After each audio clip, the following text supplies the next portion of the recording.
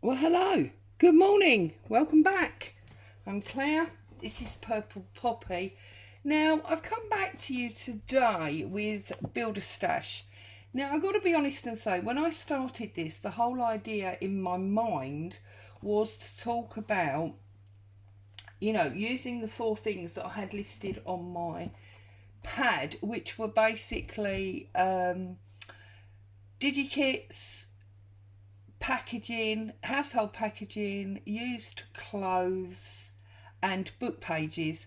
And of course, we've covered that. But I've noticed in the comments that there's a few of you looking forward to part three. I hadn't really intended there to be a part three, but not to disappoint, I thought there is obviously more that we can do. So today I'm going to look at building your stash with regard to stamps. Because I know that going forward, I'm going to want to use more things than the four items that we originally talked about. And the idea with that was obviously they were things that you already had, so household packaging, old books, old clothing, and then obviously you were just purchasing the one DigiKit because a few of you had asked about, getting overwhelmed with so many of them. So now let's look at stamps. Well, I'll be perfectly honest with you.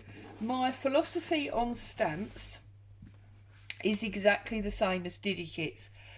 We're all on a budget. Doesn't matter how big or small your budget is, it will be a budget. Therefore, you want to spend your money wisely and you want to get the most out of it.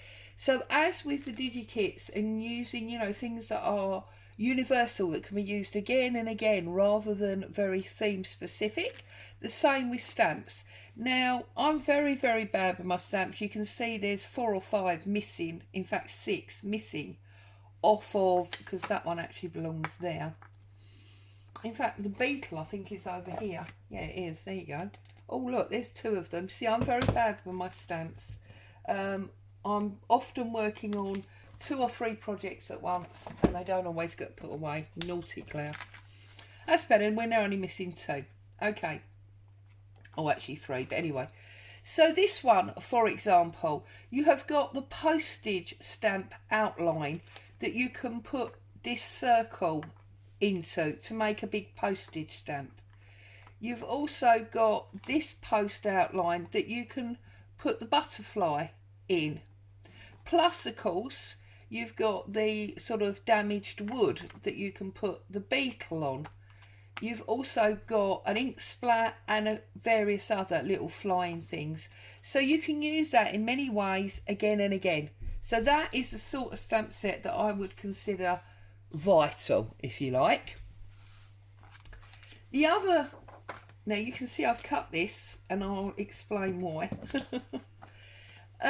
The other thing that I would look for is something like this that's got different types of font on it and different reasons. So I mean, this is like a company logo, this is actually a personal signature, this is a bit of a invoice or a receipt. Similarly down here, I mean, I could take that off, might be easier, and you can see it here. So you've got one company logo there, a completely different one there, another one there, you've got like a invoice number there, you've got a signature here, you've got almost like a check there, a different invoice, and some basic script. So there's lots of areas that you can use on this stamp. So again, vital, you can use it in so many different ways. Now, I wouldn't necessarily suggest that you go cutting up your stamps because obviously, again, everything costs money. The reason I've cut this one up is because this is actually 5.5 by 5.5 and it doesn't fit comfortably on any of my stamp blocks.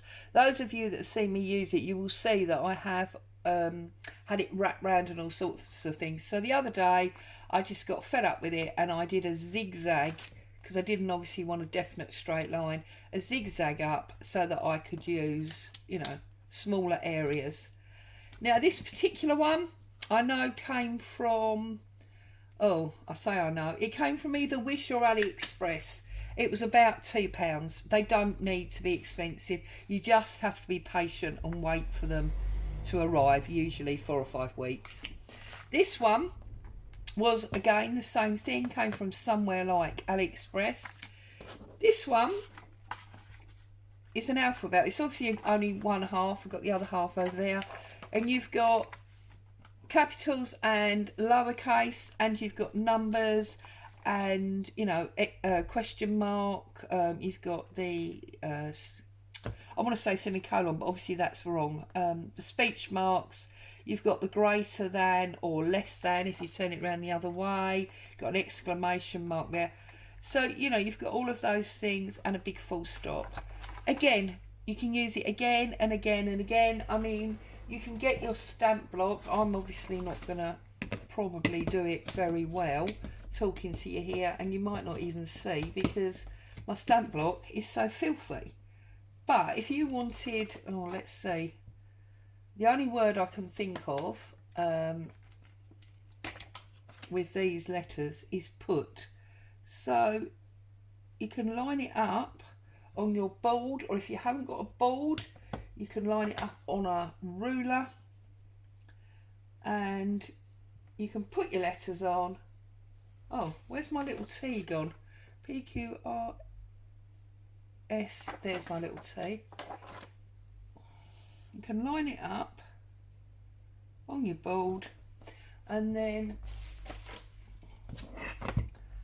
I mean, obviously I don't know why you'd want to stamp put in that way, but as they're the letters that I've got to hand, you can then just, you can see I didn't line it up very well, but you can do. You can put it on a line or on a ruler and stamp your words as you go. So again, really, really universal. I would definitely look at alphabets and numbers. Okay, all these odd extras such as, whoops, the postmarks, I believe they came out of a magazine, to be honest. These I think are, I can't think what they're called. There is a stamp company that I bought them from when it comes to me. Oh God, I can't think anyway. All right. So again, I would be very generic with stamps in the same way as I suggested with your DigiKit. Okay. So while you were gone, I don't know why you thought it was okay to miss class, naughty people. Oh, and also stencils. I would be very generic with your stencils as well. I mean, I've got this stencil that I absolutely adore because to me, it's like grain sack, you know, that you would keep, they used to, I've got ink all over me now. They used to keep sugar or flour in or whatever. So again, if you're using stencils, look for very generic ones. Right, so while you were here, absent from class, I have sewn in 2 signatures, okay? I've basically just pulled from what I had readily available. So I already had this fabric stenciled for a different project, which I never ended up using. So I put that in. This is an old book page. That's it. Coffee dyed paper. This is a music page. There's our bookmark. This is just a lined notebook that I've dipped into coffee and then I've just torn it down. This is an old book page, coffee dyed paper. That's the flap of an envelope, and I'll tell you why in a minute. It's a good idea to do things like that. And then another lined page. This is a ledger book page, coffee dyed. We've got to the middle. There's my strings. So obviously the back side is all repeated. That's the edge of that typing book page, and that's obviously the end of our fabric. There's our bookmark. Now that wide space allows for this to span out, and then on the second signature I've got packing paper. This is part of an old brown envelope, coffee dyed paper. This is an old book page, different old book page, more of that lined paper, coffee paper that had a neck curtain on it, so you got a bit of patterning on it. That's, look, that lined book with just a bit of coffee on it. Coffee dyed paper, packing paper, centre strings. So again, the back half is all exactly the same. I did go, as you can see, and I stitched all around the edge of the back and the front cover, and then I stitched up and down the spine, which means this is now all stitched on. It won't come back any further than that because that's where it's stitched, but you have got a nice flappy edge, and you can see my strings where I've sewn the signatures in. Okay, then I took one of the postcards that was in the kit. This one's I've torn slightly smaller deliberately. I've inked up the edge and I have stuck it off to one side, and I've done that because I want to put a heart on top. Those of you that follow my Instagram will have seen this. I put this on my Instagram, I don't know, a week or so ago, and I want to put one on there like that. Okay, and that will be my front cover. I might tuck something in there, I might not, we'll see how we go. So let's make this. So basically what I did was I took a piece of scrap paper and a pencil, and I'm sure you've done this many times as a child, if not as an adult, and I basically drew that weird, I don't know, that weird shape. Because I've drawn it on the fold, once we then cut that out, we obviously get a heart. Okay, so down there, and that gives me a heart. Now this one is obviously a different shape to that one, doesn't really matter. Just make sure that when you put it on your cover it's not going to be too small. Okay, and then you need to take some scrap fabric. You see, I've already done one here ready, and that is the actual perfect size that I want, so that's the one I'm going to use. But for it, you know, demonstration purposes, take your heart, fold your scrap fabric in half also, just run your fingernail along there, put your folded heart on the fold, and we're going to do exactly the same principle. If you feel more proficient than I do, then obviously you can draw straight onto the fabric. I would rather have a template to work with. Okay, and then I'm just going to literally cut this out in the same way.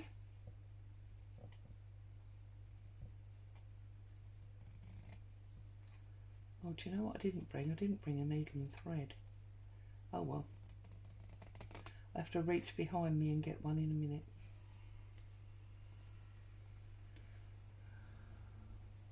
And just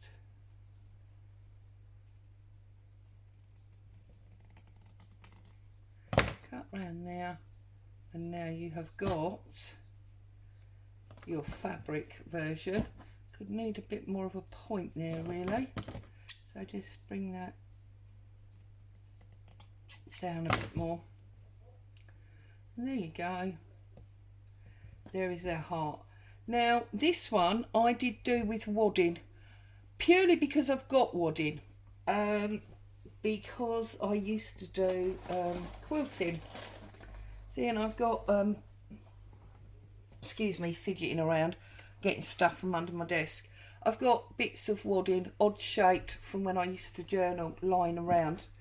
If you haven't got wadding and you do want the puffiness, then you could use something like an old flannel. That would work because obviously you've got some texture to it. And then again, all I'm going to do here is I'm going to cut my heart. So I'm going to hold it down and cut my heart. Got a feeling this is going to be another one of those not so quick videos, but it is, you know, what it is.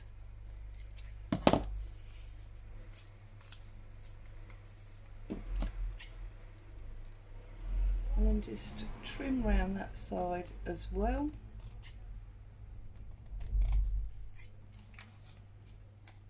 Pull that out, and then I'm just gonna trim that off. Okay, so basically you've got a fabric heart and a padding heart, and as I say, you can use a flannel, an old towel, anything for that.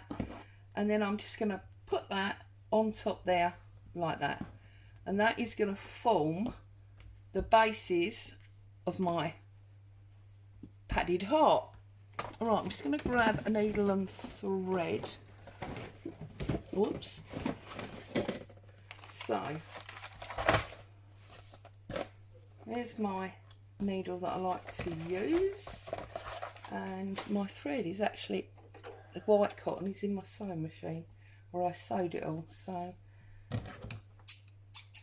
whoops, I'm just gonna thread this through. Let's hope it's not a problem as you're all here with me.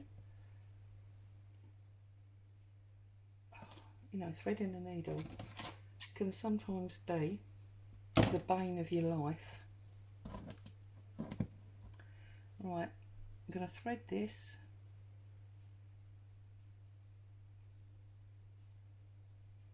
Okay, there we go. Now, I'm just going to tie, I'm going to use double thread. I always like to use double thread, so basically folding it in half, doing a knot like so. Okay, I'm going to put that on there so you can see it. Now, I obviously don't want to, well, not obviously, I don't want to be looking at this fabric. This is just my backing fabric. So, what have I got here? Well, I've got some white cotton pillowcase. So, I'm going to do a bit of that. And I'm going to add that probably maybe across the angle like that. Okay, I've got this piece of muslin which I've used that stamp for, and I'm probably going to put that across there like that. So let's do a little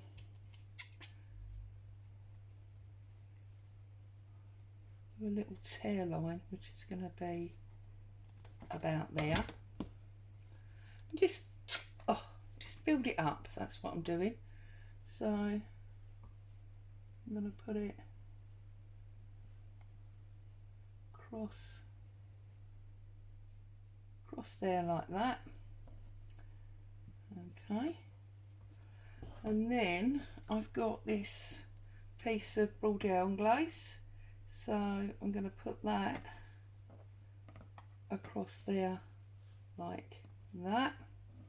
It's all just scraps basically, as you can see. I'm going to do a bit of a like ruffle on this piece, just an old bit of cotton, and I'm going to put that up there. So we need to start pinning now, don't we, really? So let's pin these two together like that, and then just make a bit of a ruffle by folding it, you know, in your fingers like so. And I'm going to, whoops, pin that there. Now we're probably going to have to put 2 or 3 pins in that, because that's going to obviously unruffle, as it were. So that's that one, and then that one there. So just put another one in there. If you haven't got any pins, then you can obviously just ruffle it as you sew. I just like to have it all done, and then I can just sew all the way round. Then I'm going to put this bit along here, we said, didn't we? So I don't want to waste too much of this. I haven't got much of this left. So I'm going to pin that right across there.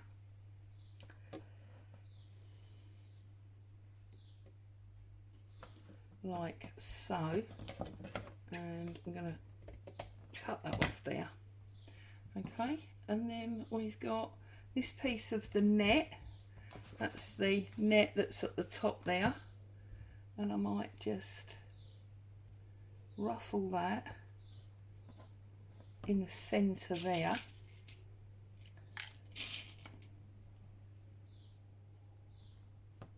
Okay, like that. And then I'm going to put a piece of this pink lace over the top. So I'm going to cut out like this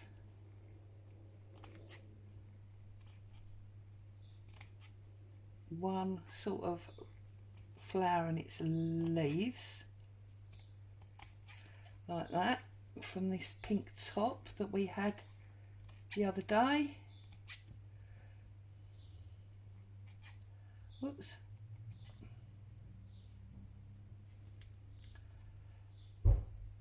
Trim that round, and then I'm just gonna get that up the other side, like that. Just cut off these little excess bits because we don't want them on there. They're like the anchor bits, aren't they, that hold it to everything else. And I'm going to put that on there. So now I'm going to find that pin that was underneath and just pin through the whole lot. Okay, so then what I'm going to do now is I'm going to stitch this all in place. Now, I'm sure that many of you are far better hand sewers than I am, so I'm sure you'll make a much better job. So I'm doing little tiny stitches, so I'm going back down almost where I came up, because I don't really want to see the stitches.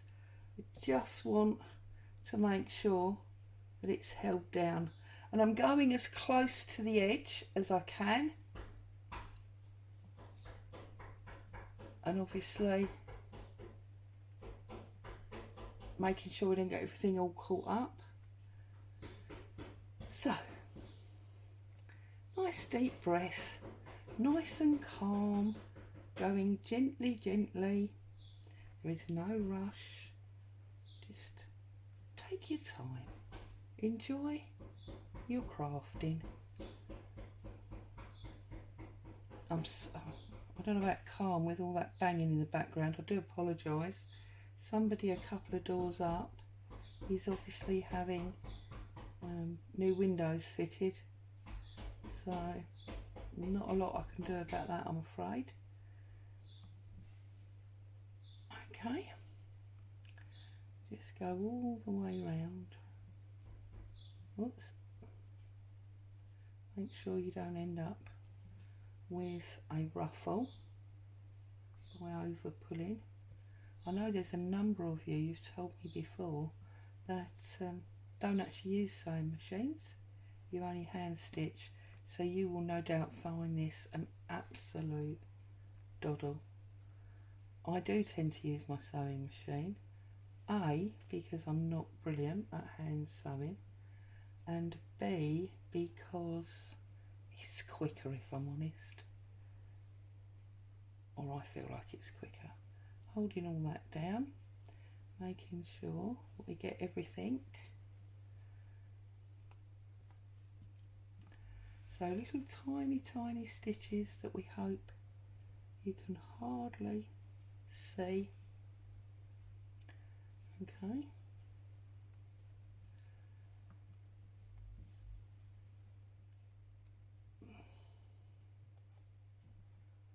As I say, I'm no seamstress, so please don't holler and shout that I've done gone the wrong way. I'm sure those of you that know what you're doing will sew it beautifully. Those of us that are not magnificent sewers are having a go, and my theory is, as long as it stays together, it doesn't all fall apart, then you have done your job. Because that's why. Oh, see, now I did a slightly too big stitch there. You can see it a little bit. That's the whole idea of sewing, isn't it? It's to hold things together. That's better. Back to small. Okay. Oh.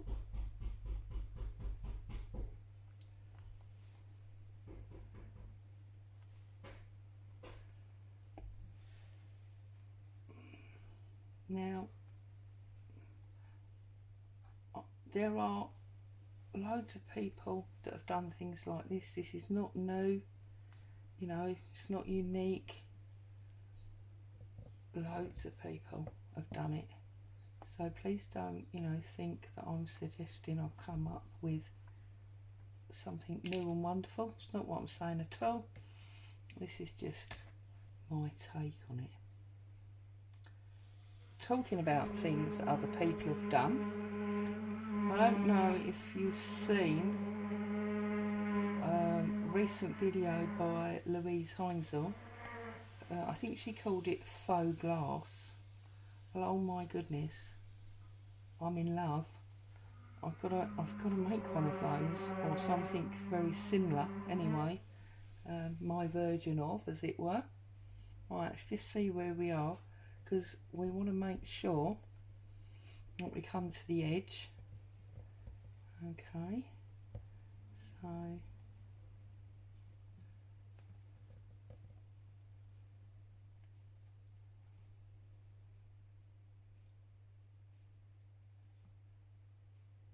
and again, it doesn't matter if you leave a big gap between the stitches at the back, it's just obviously the ones at the front that you want nice and close, so that you're not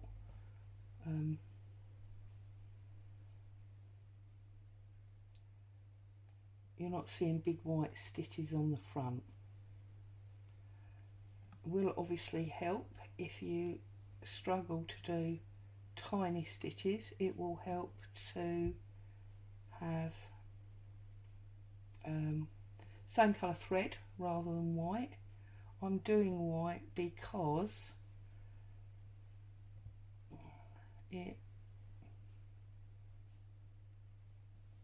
I just like stitching in white for some strange reason.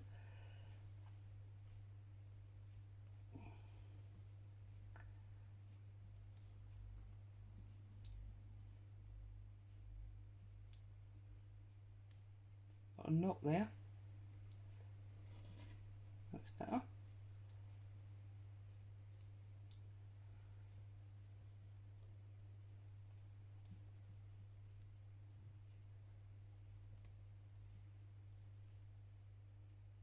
You can see when you've got this lacy net, it's easy just to go over the little sort of strands that make the lace.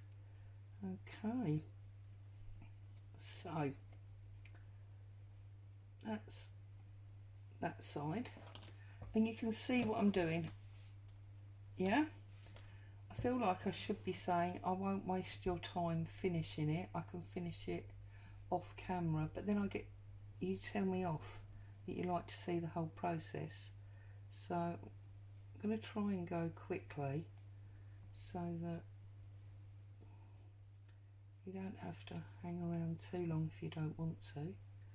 Or of course you could slide along. I often do that. So you can see when I'm watching videos, slide across so you can see the finished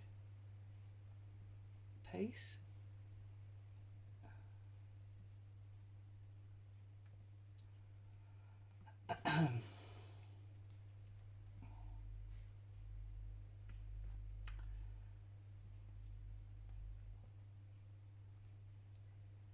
Right, so getting short of thread, so I'm just gonna tie off my thread there by doing a little knot and give that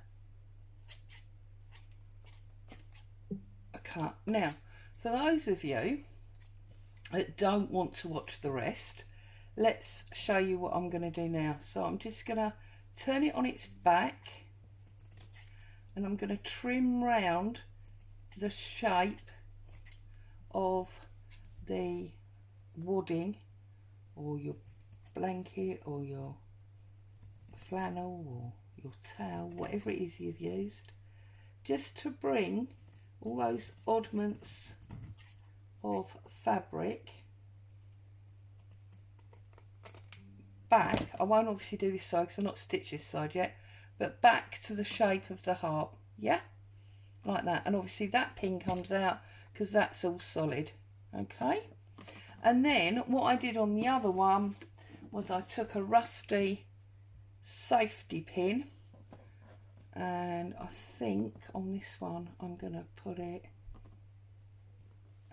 yeah, because it's rusty, hasn't got a point on it anymore, so you have to be a little bit violent with it, as it were. And then I'm just going to put my rusty safety pin in there, and that's how it's going to finish, yeah. So if you don't want to watch the rest of the sewing, you can obviously flick along to the end now, because you know exactly how I'm going to finish it. But those of you that are having a nice calm watch, or you're busy doing something else and I'm playing in the background, I'm just going to carry on and finish up the sewing of this piece. So I've done it completely with you, and again we're struggling. Thread our needle, there we go. Okay, so nice calm quiet time. This is something I usually do very early in the morning when everyone else is still asleep, because the house is quiet because everyone else is asleep. It's a nice quiet project that's not going to wake anyone up like me banging around on the sewing machine or what have you. So yeah, just take the time to enjoy what you're doing. Okay, so you can see the edge of your padding.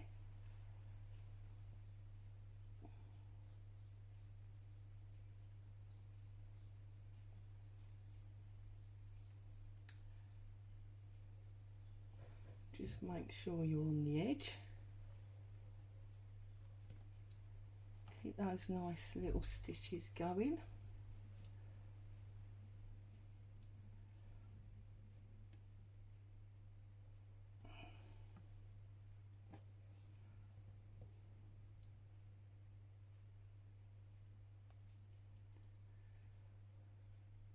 I think maybe sometimes it's nice if I don't talk and you just get to watch.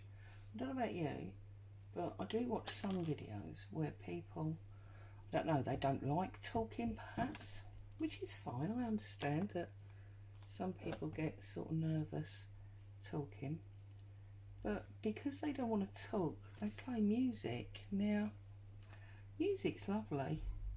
We all love music, but for me personally, if I'm watching somebody craft and I'm trying to learn from what they're doing, what I don't want is heavy rock music pounding away in the background, you know. I'd rather watch one of those ASMRs where the only noise is actually the noise of, you know, the paper cutting or whatever. So yeah, and that's why you'll never find music on my channel. Well, never say never, but I don't intend at this time to use music on my channel, because I think people's taste in music is so varied that you can end up, you know, basically going with the wrong music, and it can be an issue. Sometimes, you know, I've really wanted to watch a video and I thought, oh well, come on, you know, just tolerate the music, it's not going to kill you, whatever.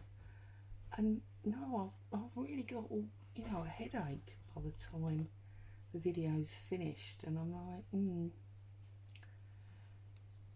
don't want it, don't want that in my life. So, but that's just me, you know. And as I've said before, my opinion is not the only opinion, it's just mine. And what is it Mr. Holt says? You must do you.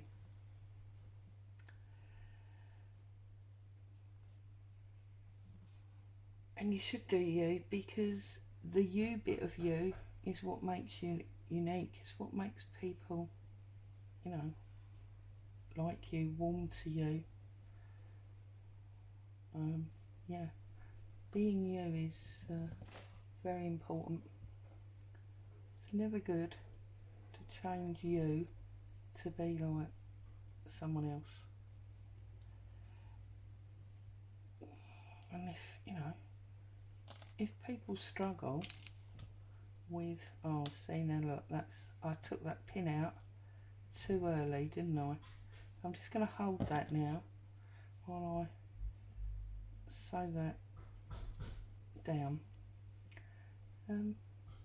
People don't like me, that's absolutely fine. You can obviously go about your business and have a very happy life doing things your way. And I will be busy doing things my way. So that's how it, you know, it's how life is. It's how life should be. Can you imagine how boring it would be if everybody did everything in exactly the same way?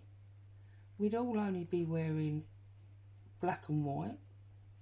We'd all only, you know, drive a square box car in vintage green or whatever. Yeah, life would be super boring. And we all like to have our own individual stamp and do things our way. So why on earth would you not do you? There you go, there's my sewing thought for the day, if you like. That's the other thing I do find when I'm sewing like this, you have lots of random thoughts because you're not really concentrating on anything, you're just busy sewing.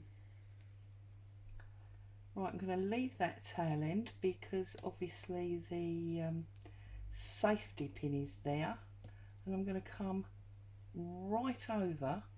So on the back I'm doing a giant stitch, and I've come all the way over to there, and then I go back to my little tiny stitch and just sew the edge of this stamped bit of muslin down. And then I can see by the way I've positioned it that we can see a little bit of the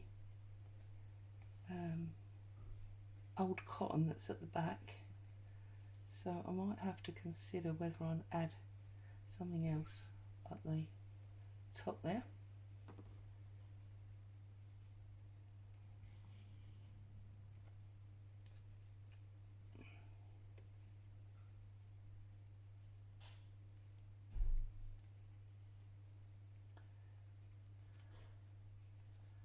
Okay.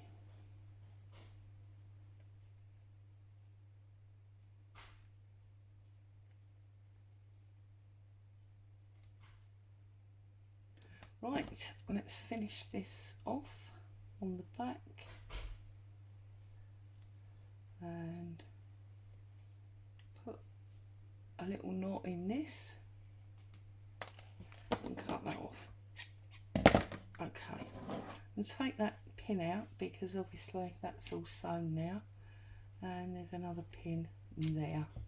Okay, and again I'm going to turn it round, I'm going to trim up this fabric around the edge, get a heart shape back,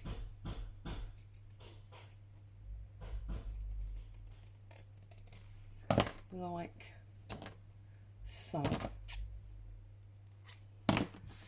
Right, let's get those needles out of the way before I stab myself. Get rid of all that. There. Now you can see it is obviously different because it's handmade. Each one you do is going to be different. But I'm more than happy with that. It's lovely heart shape. And then I'm going to pop this on the corner there. And, you know, I feel like this is tonal with this. And this is not that far from our bookmark. So I'm just going to look through here. On the DigiKit we had this ticket. So I'm just wondering if I might stick the ticket. I want to see the postmark. So I might stick the ticket there. Let's have a little look. Yes, I like that. So let's get some glue and let's pop that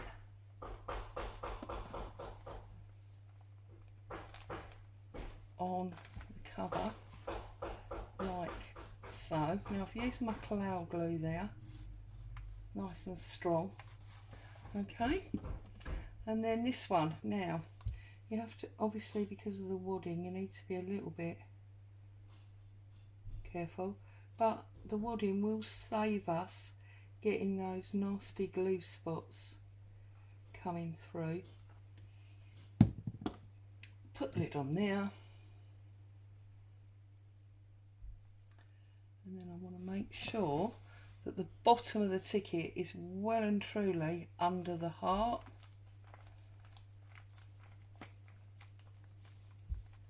I'm just going to press that home. Open it up and press it down like so.